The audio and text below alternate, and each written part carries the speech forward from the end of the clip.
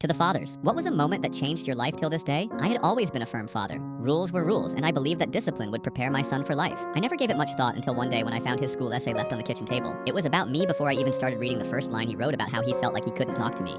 How he was scared to make mistakes because I'd yell or punish him. The hardest part to read was when he said he wished he could share things with me but didn't think I'd listen. I read every word and felt a heavy weight settle in my chest. I thought I was helping him by being strict, by teaching him how to handle challenges, but instead I had become the person he feared the most that night. I sat down with him and said I was sorry, not just for being so firm, but for forgetting that he needed me to be his dad, not his commanding officer. I told him I didn't want him to be scared of me, that I wanted to be someone he could always come to, no matter what. It wasn't an instant change, but I worked hard to do better. I began showing him I was proud, not only when he got things right, but for simply being himself. I learned to listen more and speak less, to lead with kindness instead of frustration. Years later, he gave me a Father's Day card that said, "You're still the scariest man I know, but only because I can't imagine life without you." And for the first time, I realized I hadn't just changed for him, I had become the father I always wished I could be.